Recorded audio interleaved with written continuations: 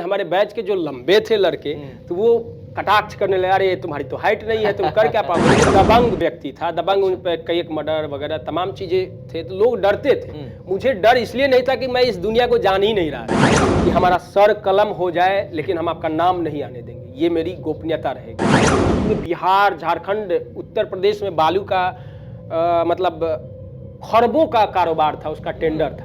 Phone से phone किए तो अगला व्यक्ति का धमकी भरे शब्दों में आया कि रात को लैंप जलाकर, वो सोलर लैंप जलाकर वो घोटाला का इंक्वायरी शुरू हो गई। मतलब घोटाला क्या था।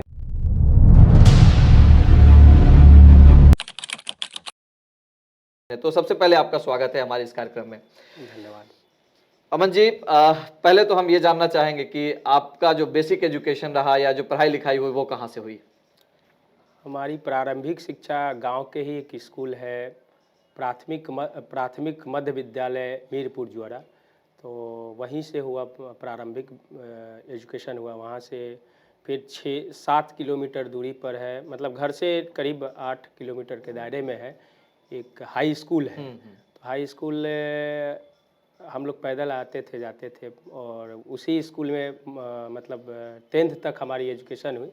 वो विद्यालय में मूल रूप से मेरे पिताजी भी पढ़े थे। अच्छा। और जहाँ पढ़ाई किए उसी में बतौर शिक्षक ज्वाइन भी किए और वहाँ प्रिंसिपल से रिटायर्ड हुए।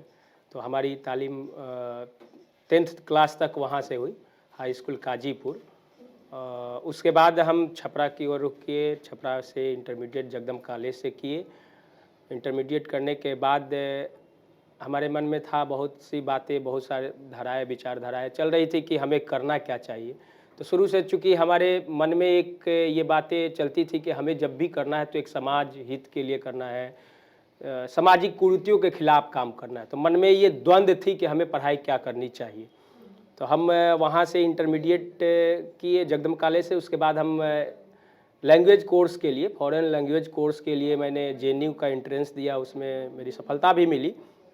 लेकिन किसी कारण बस होम सिकनेस हो या बहुत सारी डिसीजन लेने की क्षमता ना हो तो हम नहीं जा पाए। लेकिन जगदम कॉलेज से फिर हम जूलॉजी से ऑनर्स किए, एडिशनल में मैथमेटिक्स लेते हुए। क्योंकि मेरे पिताजी मैथ्स के ही शिक्षक थे तो हम लोग को शुरू से एडवांस मैथमेटिक्स पढ़ने का मौका मिला था। तो मैथमेटिक्स को एडिशनल में लेते हुए हम इंटर वगैरह किए, फिर ग्रेजुएशन किए, फिर पोस्ट ग्रेजुएशन जगदम कॉलेज से ही किए। और PhD के लिए प्री PhD एंट्रेंस निकालने के बाद रजिस्ट्रेशन करके मैं फिर अपने मूल रूप से पत्रकारिता जो होती है, क्योंकि जिम्मेदारी ज़्यादा हो गई तो फिर जिम्मेदारी का निर्वहन कर पाना, या तो जिम्मेदारियों का निर्वहन कर पाते या फिर एजुकेशन ले पाते। फिलहाल मुझे अभी ज़रूरत नहीं पड़ा कि मैं PhD तालीम आगे बढ़ पाऊँ जी। तो पत्रकारिता एक ऐसा क्षेत्र है, जिस उम्र की आप बात कर रहे हैं, जिस समय की आप बात कर रहे हैं, उस समय पे आमतौर पे ये धारणा रहती है कि भाई आराम से कोई ऐसा नौकरी मिल जाए जहाँ पे सेफली अपना जाइए और कमाइए और घर परिवार चलाइए और आराम से बस मस्त रहिए, व्यस्त रहिए। वहाँ से उस सोच को छोड़ करके उतनी उम्र में आपको ये पत्रकारिता वाला जो सोच है वो कहाँ से डेवलप हुआ? देखिए, जब हम यही तो बता रहे हैं कि हम जब प्रारंभिक शिक्षा ही ले रहे थे तो चूँकि साथ में हमारे मन में हमारे पिताजी से एक अवधारणा जो चली आ रही थी कि हम लोग थोड़ा सा मार्क्सवाद से ज़्यादा प्रभावित थे। तो शुरुआत के दिनों में भी जब मैट्रिक इंटर की गैपिंग होती है तो बहुत सारी किताबों का अध्ययन करना हुआ। मैंने मतलब मार्क्सिज्म का भी अध्ययन किया, उसके साथ साथ बहुत सारे प्रेमचंद्र के जितने लगभग उपन्यास थे सबका मैट्रिक के बाद ही हमने अध्ययन किया था। हो सकता है कि उस समय बहुत समझ नहीं रही होगी, लेकिन मैंने तो एक मन में ये चीज़ था कि हमें कोई ऐसा चीज़ करना है कि जिससे हम ऐसे जगह पर जाए जहाँ मतलब समाज के लिए कुछ कर सके। तो हम मान लीजिए सोच रहे थे ये चीज़ कि हम बहुत, चूँकि हमारा एजुकेशन जब क्लास 1 से मैं पोस्ट ग्रेजुएट तक मैं अपने क्लास का टॉपर रहा हूँ। मतलब एक क्लास से लेकर मेरा हमेशा रोल नंबर एक ही रहा है और टॉप पे रहे हैं। तो हम चाहते तो उस समय जिस लर्निंग में थे तो हम IAS IPS वगैरह की तैयारी कर सकते हैं। हम निकालते नहीं निकालते अलग मायने था, लेकिन मन में एक मिशन लेकर चल सकते थे। लेकिन हमारे दिमाग में कभी सरकारी नौकरी के प्रति ये था नहीं कि हमें सरकारी नौकरी करना है या मतलब सरकारी नौकरी करनी है, ये दिमाग में था ही नहीं कहीं।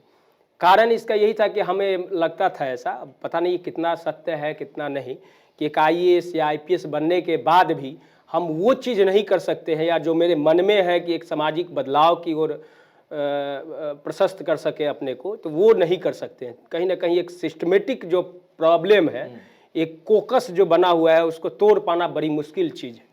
तो हमें लगा कि हम पत्रकारिता से अब जब अवगत हुई, इंटरमीडिएट में आए, तो अखबार वगैरह न्यूज़पेपर पढ़ने की आदत थी, उस समय लिखने की भी आदत थी। एक कॉलम किसी अखबार में, एक दैनिक अखबार में मतलब हम लिखते थे, एक पाठक के लिए जो ये किया जा रहा था, पाठक के लिए कॉलम दिया जाता था, चिट्ठी लिखा जाता था, तो पोस्ट कार्ड वगैरह लिखते थे, छप जाती थी। तो जब छप जाती है बहुत खुशी मिलती थी।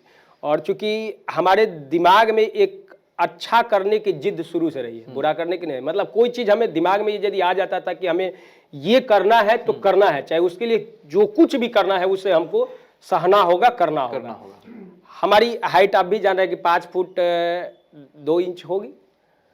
तो जब इंटरमीडिएट कर रहे थे तो हमें कोई कुछ अपने बैच के लड़के हाइट वाले पर वही बोले कि कद छोटा लेकिन काम बड़े, तो मन में देखिए यही बता रहा है कि हमें अच्छा करने की एक जिद कर लेते थे कि मुझे ये करना है बस।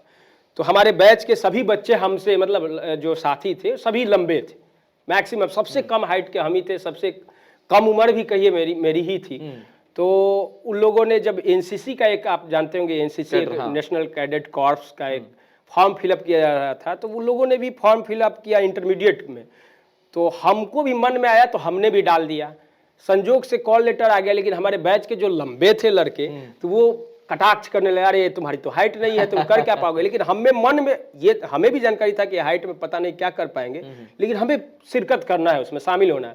उस समय बहुत लंबा प्रोसेस हुआ करता था बहाली में शामिल होने के लिए, फिजिकली से गुजरना, फिर उसका एंट्रेंस उसी समय, जब हम 2008 की बात 2007 की बात कर रहे हैं, 6 या 7 कंफर्म नहीं है, तो वैकेंसी के लिए जब कॉल लेटर पोस्ट कार्ड आया, तो पोस्ट कार्ड आने के बाद हम शामिल हुए।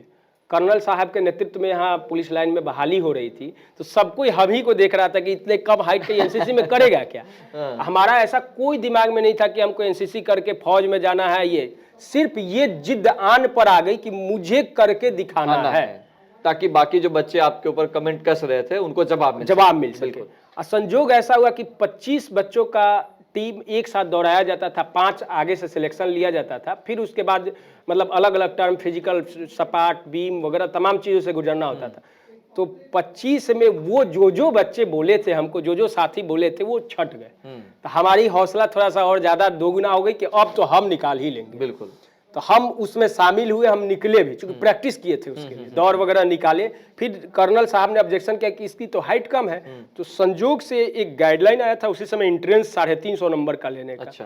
तो हम बोले शुरू से कि पढ़ाई मेरी अच्छी थी, तो हम एंट्रेंस जब दिए तो हमारा पूरे 7 बिहार बटालियन में 1 नंबर पर आया, 1 ग्रेड प्लस करके, रेड मार्क करके। तो हम इतना ज़्यादा मेहनत फिजिकली कर लिए कि हम बीमार पड़ गए, 7 दिन के लिए बीमार पड़ गए।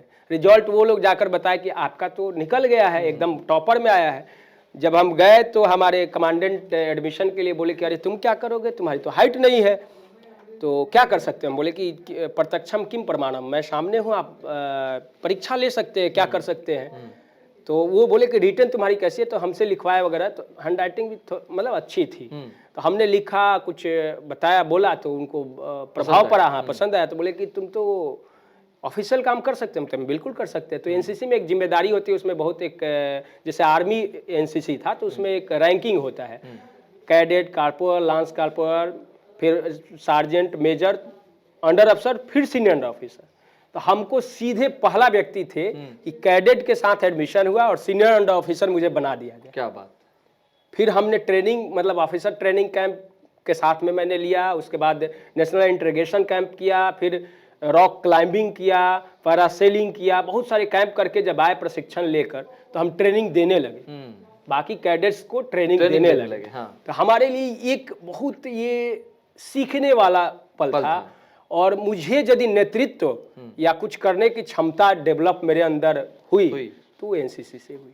क्या बात। फिर मैंने साथ 3 साल मैं एनसीसी सीनियर ऑफिसर रहा, और साथ मैंने जर्नलिज्म की ओर एक प्रशिक्षण शिविर लगाया गया था। तो हमें बड़ी जिज्ञासा थी कि क्या होता है। मैं गया वहाँ पर, तो उस प्रशिक्षण शिविर में विश्व संवाद केंद्र के द्वारा एक प्रशिक्षण शिविर का आयोजन किया गया था। हम उसमें ट्रेनिंग लेने गए, ट्रेनिंग लिए, लिखे पढ़े, तो पसंद आई, आलेख भी मेरी छपी अखबारों में, तो और हौसला ज़्यादा बढ़ा।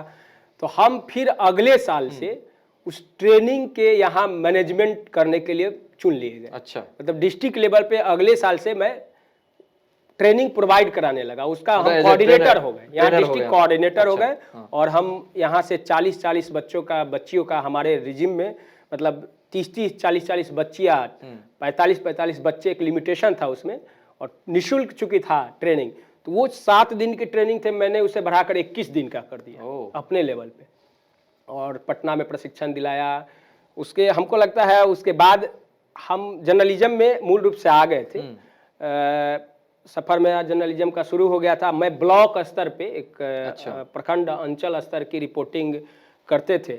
हमारे एक उर्दू के बहुत बड़े जानकार, उर्दू और हिंदी साहित्य के बहुत बड़े जानकार, एक प्रोफेसर परमार अखिलेश सर थे, वो अभी नहीं रहे। लेकिन हमें जो लगता है, या इस समाज को भी लगता होगा जो उनको जानते हैं, कि पत्रकारिता जगत में उनसे बेहतर पकड़, अच्छी समझ और शब्दों पर पकड़ और चयन शायद ही किसी के पास होगा। बिल्कुल नहीं, मैं मिला हूं उनसे और मिलने का और वो दिवंगत हो गए, वो नहीं रहे कोविड काल में। तो उनसे वो चीज़ें मिली, हमको प्रशिक्षण मिला, हम फिर जर्नलिज्म, मूल जर्नलिज्म की ओर आ गए। हमारी उम्र उस समय मतलब अंडर एज थी। ओके, हम चूँकि इंटरमीडिएट पास कर रहे थे, तो 16 साल के आसपास में हम थे। अच्छा, तो हम जर्नलिज्म शुरू कर दिए, मतलब मूल जर्नलिज्म, मूल अखबार में मैं जुड़ गए। जबकि उस समय आमतौर पे उतनी समझ नहीं डेवलप होती है, मतलब विधिवत हम जुड़ गए, और मुझे मुख्यालय में बुला लिया गया, प्रखंड से मुझे मुख्यालय में बुलाया गया, जोड़ा गया। मुझे डिस्ट्रिक्ट एडमिनिस्ट्रेशन और एजुकेशन की जिम्मेदारी दी गई। अच्छा, जिसका मैं करीब 3.5 साल 4 साल निर्वहन किया, और कई एक ऐसे एक्सपोजेज जो हमको एक सुर्खियाँ देती गई, एक पहचान अपना देते गया। हम जब जुड़े तो संवाद सूत्र एक होता है, अखबार की भाषा में उसको संवाद सूत्र हुआ करता था। तो जब जुड़े तो संवाद सूत्र से हमको मिला, मुश्किल से 14 या 15 दिन का सफ़र था, तो हमें एक खबर, बहुत बड़ा ब्रेकिंग मिला। ब्रेकिंग ये मिला कि हम जिक्र इसलिए कर देना चाहते हैं कि वो एक कोई वार्ड पार्षद जीते थी, महिला, नाम लेना उचित नहीं समझते हैं, तो वो 19.5 वर्ष की उम्र में वो वार्ड पार्षद बन गई। हमें एक आरटीआई की एक रिपोर्ट मिली, किसी ने दिया, बोला कि नाम नहीं प्रकाशित करना है, तो उसकी गोपनीयता को रखते हुए हमने सारा चीज़, जब बयान के लिए हम अगले व्यक्ति को फोन करते हैं, तो अगला व्यक्ति एक उस समय के लिए, या अभी भी कहा जा सकता है, वो दबंग व्यक्ति था, दबंग, उन पर कई एक मर्डर वगैरह तमाम चीजें थे, तो लोग डरते थे। मुझे डर इसलिए नहीं था कि मैं इस दुनिया को जान ही नहीं रहा था, तो मुझे डर बिल्कुल नहीं था, न मरने की, न मतलब कुछ भी परवाह नहीं थी। हमें लगता था कि मुकाबला लेना चाहिए। जब फोन किए, उस समय दूरभाष हुआ करता था, तो टेलीफोन से फोन किए, तो अगला व्यक्ति का धमकी भरे शब्दों में आया कि आप मुझे नहीं जानते हैं, मेरा फला नाम है, अच्छा, आप लिख लीजिए, उसके बाद समझिएगा। तो हम कहे ठीक है, हम आपका बयान क्या यही छाप दे। अच्छा, तो वो फोन रख दिया गया। मैंने बयान एक संतुलित करके उनका छापा, और मुझे हेडिंग भी संभवतः याद ही है कि 19.5 वर्ष की आशा बन गई पार्षद। अच्छा, जो कि लीगल रूप से नहीं था, 21 वर्ष था। तो हमने पूरा कानून उसमें लाया और उस चीज को रखा। तो हमारे एडिटर्स भी जो उस समय थे, जिस अखबार में मैं उस समय दैनिक जागरण में सफर कर रहा था, तो वो फ्रंट पेज पर मेरी संवाद सूत्र से पहला खबर छपा, जो सीधे बाईलाइन छपी। बाईलाइन इन द सेंस मेरे नाम से छपा, मेरे नाम से पहली बार वो खबर फ्रंट पेज पर ऑल एडिशन में छपा। मुद्दा ही उतना बड़ा था। तो इलेक्शन कमीशन ने उस पर संज्ञान ले लिया, सीधे फैक्स आ गया, इंक्वायरी आ गई, और तत्कालीन एसडीओ को जिम्मेदारी मिली, विनय पांडे जी थे, उन्होंने उसका इंक्वायरी किया। इंक्वायरी करने के बाद वो टर्मिनेट कर दिए गए। अच्छा, पहला इलेक्शन वो रद्द कर दिया गया उनका, और फिर से चुनाव हुआ, वो संभवतः हार। ये काम आपने कितने उम्र में कर लिया था? ये हम 16 साढ़े 16 साल में आपने, मतलब तो पहला मुझे याद है वो खबर। इसलिए फिर अब हमारे अंदर एक सकारात्मक जो ऊर्जा है, वो और ज्यादा पॉजिटिविटी बढ़ गई। अरे मुझे पहचान मिली। मुझे उस समय टेलीफोन के इतने जमाने नहीं थे कि शाबाशी मिलता था जी। एक जो मतलब जब पत्रकारिता में जब अच्छा करते हैं तो जो शाबाशी मिलती है समाज से, हमको लगता है ऑफ मतलब फोन से ज्यादा फिजिकली जब लोग मिलते हैं और बोलते कि अरे आपने तो गजब किया, तो हमारे अंदर हुआ कि अब कुछ स्ट्रिंग वाली खबरें हमें करनी चाहिए। तो स्ट्रिंग के रिगार्डिंग हमने कुछ जो लोग यहाँ स्ट्रिंग करने वाले पत्रकार थे उनसे सीखा कुछ कैसे। उस समय बहुत पेन कैमरा या इस तरीके का प्रचलन नहीं था, या बहुत कॉस्टली था, हम लोग उतना जानते भी नहीं थे। तो हालांकि हम उस समय पेन कैमरा मंगवाए, फिर अच्छा, पेन कैमरा मंगवाए थे किसी से, कोई आदमी व्यक्ति लिया था, उससे हमने 1 दिन के लिया था। अच्छा, और एक हमें स्ट्रिंग के बारे में जानकारी मिला, एक हमें माइनिंग एडमिनिस्ट्रेशन, डिस्ट्रिक्ट एडमिनिस्ट्रेशन देखने को मिला था। तो चूंकि एक माइनिंग डिपार्टमेंट होता है, कम ही लोग उससे ताल्लुकात रखते हैं, और हमें लगता है कि सबसे महत्वपूर्ण भ्रष्टाचार के आकंठ में यदि डूबा होता है तो सबसे ज्यादा वहीं पर होता है। तो हम उस टेक्निकल डिपार्टमेंट होता है, तो मैंने उस चीज को समझा, बड़ी बारीकी से समझा, बड़ी नजदीकी से समझा। तो उसमें एक कोई अधिकारी थे जो बहुत ही ईमानदार थे, लेकिन वो बोले कि हमारा नाम नहीं आना चाहिए। अच्छा, हमने वहां प्रतिज्ञा किया कि हमारा सर कलम हो जाए, लेकिन हम आपका नाम नहीं आने देंगे, ये मेरी गोपनीयता रहेगी। ओके, और हम साथ में मिलकर स्ट्रिंग किए, और स्ट्रिंग किए 357 करोड़ का एकदम साबित माइनिंग घोटाला का एक्सपोज किया। ये छपरा की बात, जी छपरा की बात कर रहे हैं। तो वो चूंकि प्रमंडल ऑफिस भी यही था, तो मैं जब इसको एक्सपोज किया, तो हमारे शुरू का आचरण रहा था कि हम किसी चीज पर 10 दिन 12 दिन काम करते थे। अच्छा, तो काम करने के बाद चूंकि मटेरियल पूरा जब मेरे पास हो जाता था कि इसको यदि चलाना हो तो 10 दिन भी चलाया। पहले एपिसोड का ज्यादा प्रचलन था कि किसी खबर को उठाए तो उसको मुकाम तक ले जाए। हाँ। पत्रकारिता भी यही कहता है, और हमारे मन में भी यही था भाव कि उठाए तो उसका इम्पैक्ट क्या आया, ओवरऑल समाज को क्या मिला, ये होना चाहिए। बहुत सुर्खी मिल जाना, नाम बाइलाइन खबरें छप जानी, तो वो दब जाती है या रख दी जाती है। तो हम जब उसको एक्सपोज किए तो खलबली मची, स्वाभाविक है, प्रमंडलीय कार्यालय भी था यहाँ, बहुत बड़े बड़े नेटवर्क सामने आने लगे। जो बड़ी कंपनी कोई थी जो पूरे बिहार, झारखंड, उत्तर प्रदेश में बालू का मतलब खरबों का कारोबार था, उसका टेंडर था, वो हम उसके लिए कुछ नहीं थे, तुच्छ। ये कब की बात है? ये 2011 की बात है, 10 या 11 की बात है। तो हमने जब 357 करोड़ का घोटाला खुलासा किया, तो हमें पहली बार सामना करना पड़ा माफियाओं का, बड़े बड़े माफियाओं का, एकदम से बड़े लेवल का। मेरी उस समय क्या उम्र रही होगी आपकी? हमारी उम्र वही मतलब 2 साल सफर का हुआ था, 16-18 की ओर, 18 के आसपास। अच्छा, मतलब 18 साल में इतने बड़े माफियाओं का सामना आप कर रहे थे। हाँ। और उसमें हाई लेवल के सीएमओ ऑफिस से 4 आईएएस ऑफिसरों की टीम बना दी गई। अच्छा, और एक डायरेक्टर भी उसमें शामिल रहे माइनिंग के।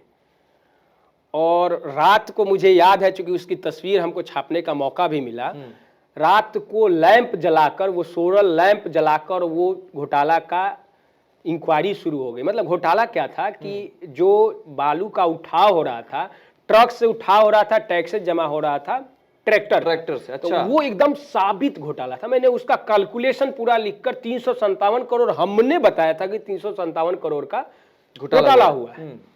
तो जब इंक्वायरी बैठी तो प्रमंडलीय mining officer, district mining officer, Khan निरीक्षक, खनिज विकास पदाधिकारी, 5 ऑफिसर सस्पेंड नहीं किए गए, टर्मिनेट सीधे कर दिए गए उस घटना के बाद, उस घटना के इंक्वायरी में। क्योंकि 4 आईएएस की रिपोर्ट गई, सीएमओ ऑफिस तक गई, तो सस्पेंशन का लेटर नहीं निकलता है, सीधे टर्मिनेशन का निकलता है।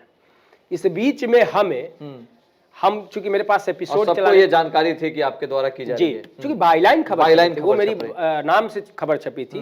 तो मोबाइल के साधन बोल तो रहे कम थे जरूर, लेकिन उतने नहीं थे। हमारे पास में मोबाइल नहीं था उस समय, तो फोन भी कोई नहीं कर सकता था। लेकिन पर्सनली अप्रोच करने लगा लोग कि इनको मैनेज करो। मैं नाम नहीं लूंगा, आपको मैनेज करो। हाँ, नाम नहीं लूंगा, लेकिन एक डिप्टी डायरेक्टर रैंक के अधिकारी, अभी वो बड़े ओहदे पर है संभवतः रिटायरमेंट की उम्र में है, उन्होंने मेडिएट किया। मुझे कहने में बिल्कुल ये नहीं है, क्योंकि उसका मैं एक एक का प्रमाण के साथ बोल रहा हूं। ये मेरी आत्म प्रवंचना नहीं है, आत्मकथा जरूर है कि उसका मेरे पास पूरा स्ट्रिंग का, ऑपरेशन का मेरे पास चिप है, वो बात की तमाम रिकॉर्डिंग्स है अभी भी। हाँ, क्योंकि पेन कैमरा में मैंने रिकॉर्ड सारा चीज किया था। तो उसमें एक मुश्त 357 करोड़ का जहां घोटाला का बातें हो बिल्कुल, और बचाने जहां 5 ऑफिसर टर्मिनेट हो रहे हो, तो बड़ी कंपनी जिसके कई एक राज्यों में बालू का कारोबार हो, तो हम जैसे लोगों के लिए क्या मायने था? कुछ नहीं। बिल्कुल। तो 10 करोड़ रुपया एकमुश्त कैश के लिए मुझसे सौदेबाजी के लिए पहल किया गया। 10 करोड़ रुपए? जी। ये आप ऑन कैमरा कह रहे हैं, मतलब उस समय हाँ, जो ये आपको ऑन ऑफर था। कैमरा कर रहे, चूंकि इसका मेरे पास प्रमाण है। हम्म। तो 10 करोड़ रुपया का मीडिएट कोई ऑफिसर ही कर रहा, डिप्टी डायरेक्टर रैंक के अधिकारी कर रहा है। अच्छा, मतलब सरकारी तंत्र जिसके खिलाफ मतलब ये घोटाला निकला, और फिर उसी में अधिकारी ही इस चीज को मीडिएट कर रहे हैं जी, उनकी तरफ से। जी।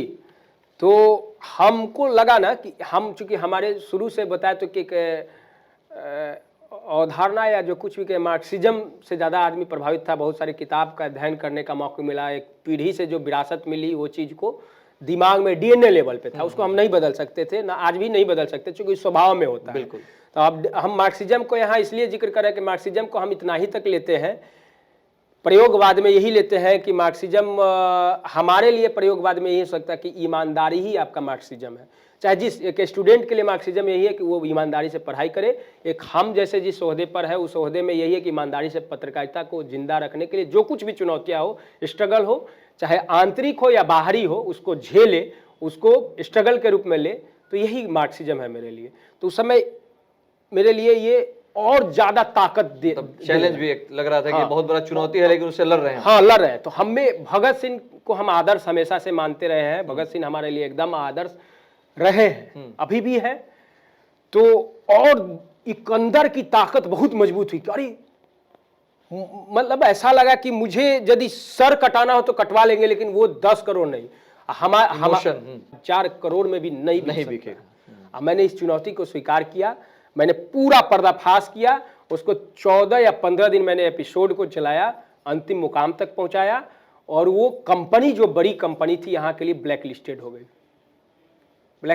गई हमेशा के लिए। तो उसके बाद हमको एक किसी ने बड़े माफिया का आमने सामने कोर्ट पेशी के दौरान धमकी मिलता हो कि जो आदमी 10 करोड़ खर्च कर सकता है, तो उसमें उस समय मौत या हत्या की कीमत 10 लाख थी।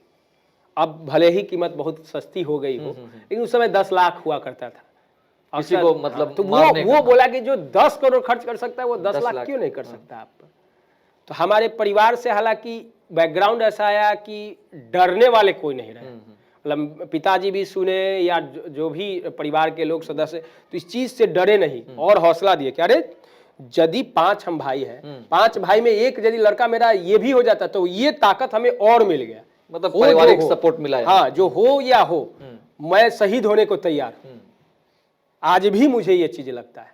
तो वहां से मेरी पहचान बनी, एक अपनी पहचान बनी। अखबार, पहले अखबार से आपकी पहचाने जाते हैं, फिर आपसे अखबार की भी पहचान बनती है।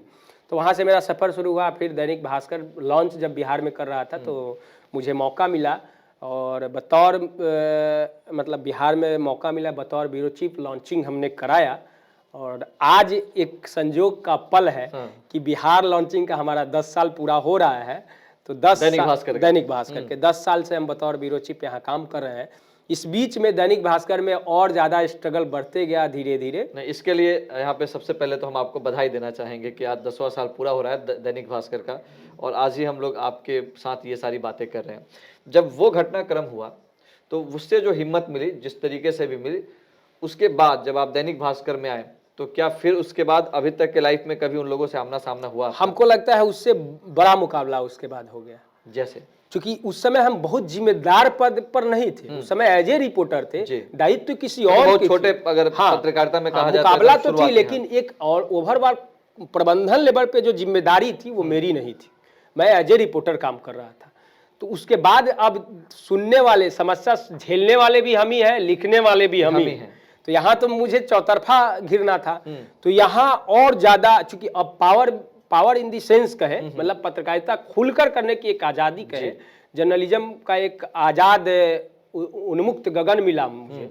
और निश्चित तौर पे मुझे ये कहने में कतई ये नहीं है कि तमाम जो भी सफ़र रहे हो, लेकिन जो इस अखबार से मेरा जो एक स्वच्छंदता, एक स्वतंत्रता, लिखने की एक निष्पक्षता मिली, वो शायद वो शायद ना मिल पाए। मतलब जब आप बड़े बैनर के तहत आते हैं तो एक तरह से बैकअप का कॉन्फिडेंस होता है, और फिर आपकी हिम्मत जो है गलत करने वालों के प्रति लड़ने की जो क्षमता है वो आपको बढ़ती है वहां से।